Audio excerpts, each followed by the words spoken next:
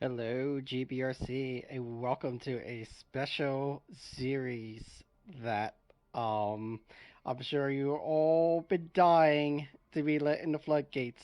So, beginning of season, we kind of unofficially slash officially got split into teams, and I figured this would be a good opportunity to pass on things that I learned to my teammates to see how quickly they could adapt. And so, you're probably wondering how the hell did Rob and Andy get so fast? Did I feed them steroids? Did I feed them beers?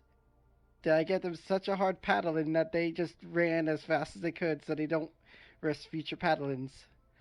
Well, today's a lucky day because over the next 5 months, I am going to pass on what I have taught them out to everyone in the club, particularly to prepare for Tijni's Miata Mayhem series that will start taking place in July. So, first video, right? So, what's this video going to really focus on? So, kind of one of the basics to driving in general is to identify references that you could use. Now, when I talk about references, I'm talking about brake markers, um, also, maybe there might be a Marshall stand that you might use to pick up the throttle. So basically, references are places that you kind of have to do your homework before, kind of know the track a little bit, and what to use for braking, what to use to get back on the gas, what to use to turn in. So, with that being said, I am going to jump on to Blue Moon to show you a slow down demonstration of what I'm talking about. So, here we are at 8:30 in the morning. We're going to jump into our quote unquote test car. And trust me, I have smacked the wall aplenty. And I'm sure in other practice sessions I am going to hit them even more. Now, a little housekeeping note. Since at the time of recording, Jason beat my video, I guess you could just fall asleep in the back of the class or something, Jason, because you're the fastest man in GBRC. I don't think you need any tips. So, let's get started. For the purposes of these videos, I'm going to use the bumper cam. Because I know not everyone does um, the cockpit view, and also for the Miatas, I'm not going to use the cockpit view. So,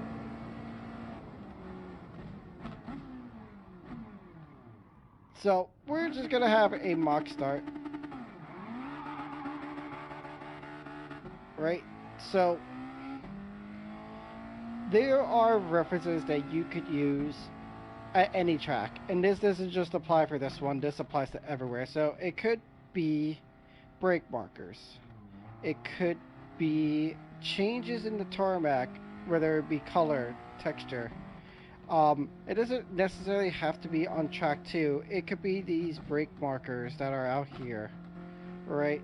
So it could be brake markers, it could be flag boxes, it could be Marshall stands, it could be changes in from like grass to dirt on the outside. It literally, this is like open imagination for everyone to use.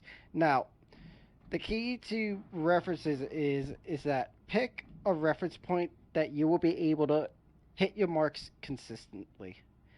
Um, what I mean by that is, yeah, you might get maybe outdone in the brakes a little bit, or you might not get on the power sooner, but as long as you are comfortable and you hit those marks consistently, it's really not going to matter what the other person's doing, because if they're on the ragged edge, they will be more prone to making mistakes. So, kind of like my rule of thumb is, so like let's say this corner, which I will demonstrate later in the actual reference video, right? So, I'll say, okay, I'm gonna brake at the 100, right? And it's like, oh, I blew the corner. We'll just say, oh no, it's too fast, I'm gonna crash and kill these marshal people on the side, right?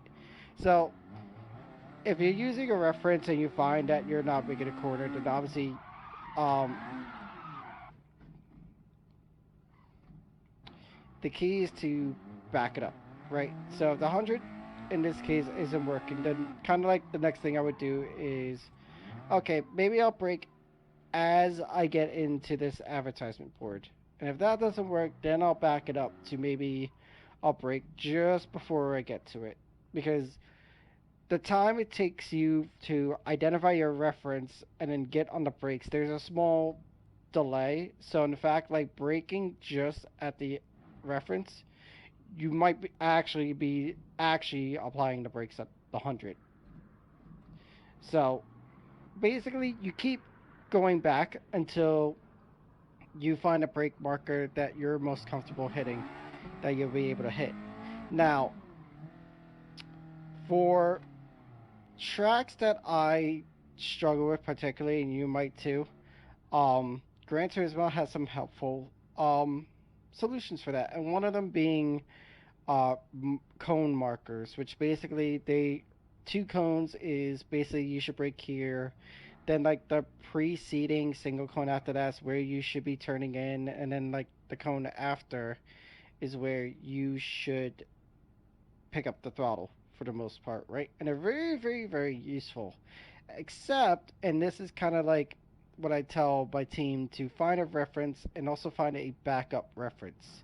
So some twat could easily just knock this cone out of your way, or knock over a brake marker board at like say Brands Hatch, and you don't have a reference anymore. Um, you need to identify a backup reference point that you can use as a substitute. God forbid something happens, or if you're not on the side of the track that has the reference, you're going for an overtake, for example, you're kind of blind, you need to kind of come up with a backup reference. So, once you identify, kind of like take a second and just look around and see what's another backup reference I could use for the most part. Now, I'm about to teach you all a bad habit. This only applies for Gran Turismo. I would suggest not using this for dynamic time and weather changes such as iRacing or Assetto Corsa, right? Shadows. Shadows are a very, very, very useful tool in Gran Turismo, and in my opinion, are very underrated. Um, they unanimously, where you are on track, whether on the outside, like I am, or the inside, possibly going for an overtake into this corner, they're very useful. Um, they're very long and they stand out. So that's what I mean about using different types of references to your advantage. And now let's actually do a full timed lap of here and break down the lap using references. Alright guys, so we had a few practice races as you were a part of. So I'm going to do a reference lap. Now, Jason probably doesn't need this. He proved to be very, very, very fast, particularly this last quarter. But to keep in mind when you do your qualifying laps, um, your qualifying lap all starts from the last quarter. Now, it might sound self-explanatory or common sense, but you'd be surprised how much this is overlooked. So you definitely want to keep in mind that your last corner could dictate how your first lap is going to be. So, as I do with Rob and Andy, I will play the lap in full, and then I mean, there's only 2 or 3 corners. I'll do kind of like 2 breakdowns. I'll do qualifying slash free air breakdown, and then in traffic breakdown. So, here we go.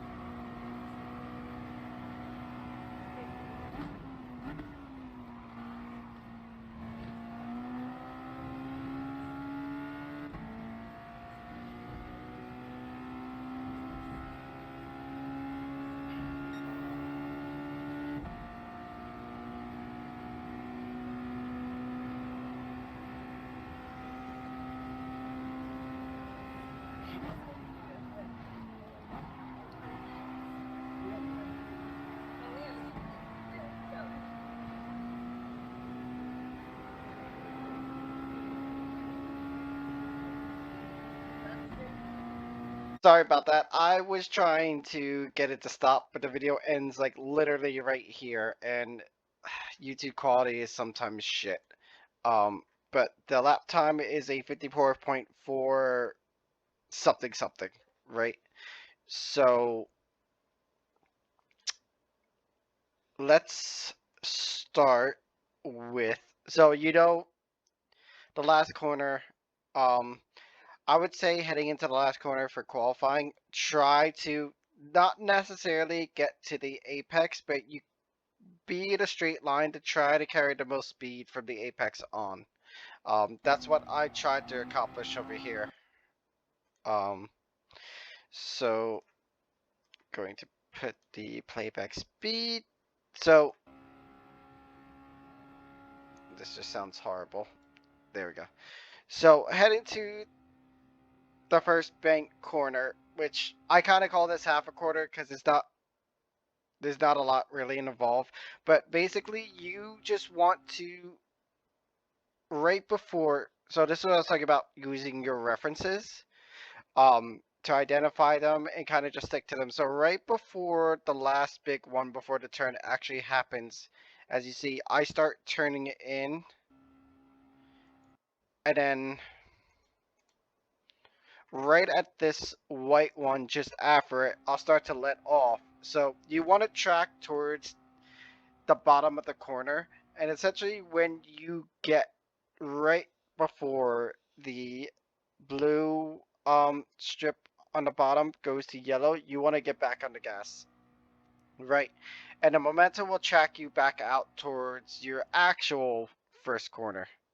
Now I start braking right as I pass this flag post over here, which is before this 100-meter board, but I downshift pretty quickly. And the key to this is that I want to get a little bit of rotation to be able to help me get around this corner. So as you see up here at the track map, this is a very acute corner. Um, and it leads to a very, very long straight. So you want to maximize this corner as much as you can. So basically you're going to go down to third. As you get along this whiteboard over here, start turning in, but some um keep some brake pressure on, because as Carl noted in the practice sessions, um you want to cut as much of this as you can. Now, the trick is that you want to carry as much minimum speed through here as you can while also not hitting the wall. It's easier said than done. This as you can, but you don't want to whack on the gas harshly. Because this curb will upset the car. Now, basically, you want to track out and basically be almost up against this wall without hitting it, and carrying as much speed out as you can. Now, I'll just go through this next part.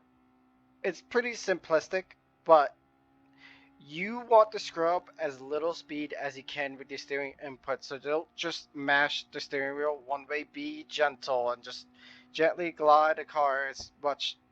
So this is kind of what I tell. I'm going to let you in another little secret about cornering in general. If you are in a quarter that you could take it flat out, you always want to take the minimum distance possible. Um, so for like those two corners, I just try to stay minimum distance, cut as much distance as I can. Now to this corner over here, and I'll put it back. So this one is another tricky one. And if you have a better way, feel free to let the group know either in the forums or in the comments or whatever. So basically at the start of Shadow, I start making my turning inputs right. And as I clear this white advertisement board, I will get on the brakes. Now, I'm hard on the brakes initially, but as I track down to the bottom where the banking kind of levels off, I let off to release some of the weight from the front of the car and shift it towards the rear. This way the bump doesn't really hurt, right? And then I when you watch it at full speed, I try to get as much rotation in here as you can.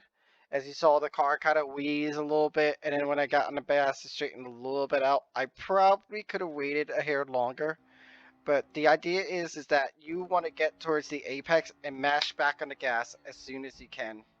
Now, for getting back on the banking, I kind of find that if you just straighten the wheel slightly, you don't scrub as much speed as if you were fully turning it. But it's kind of a balance act between not hitting the wall and not scrubbing speed. So you kind of have to see how it's all basically dictated on how you take this corner, right? So as you see, as I'm coming towards the banking, I unwind a little bit, then get back on it to not scrub the speed. Um, so we'll go back in full. So now you kind of have your qualifying, right? Now let's talk about race strategy and dealing with cars, right? So there are a couple passing zones, but you have to be smart about it. So this is a great opportunity into this corner, and so I'll pause it right here. Um, Obviously the inside is kind of the best line around, but if you have good momentum on the outside, you can actually pinch the person and prevent them from setting up for their first quarter, and it might actually give you the advantage. Now, I will say this from what I've seen between the practice races and just in general. This corner does not fit two cars, and I'm going to repeat it again. This corner does not fit two cars. Don't try it. Because if one car could barely make it without hitting the wall, you honestly think two are going to fit through there. It's just going to cause a big accident and Constantine effect. Now, if you're in the draft, break sooner than your references. It's going to save you. Additionally, if you see a lot of cars, if you see, like, let's just say for imagination, there's 3, 4 cars in front of me, think about breaking sooner, but less, so that if anything does happen, you do have some room to navigate through the incident, right? And this is basically your definition of slow in, fast out. Give a little bit over here if you're behind someone to try to maximize the chances of overtaking them through this section of the track. Now, here is probably just one lane, possibly two, depending on what kind of run you get. Obviously, less distance is faster, so if you are going to aim for it, just try to get. Now, this one has.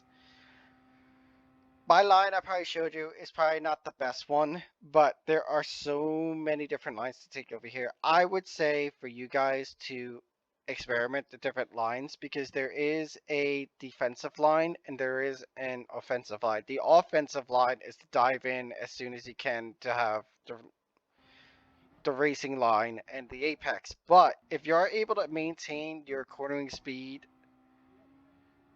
like I'll actually rewind it. So if say like there's a car underneath and you just go into this hot, if you're able to keep your minimum speed, you could pinch the guy from getting a good exit.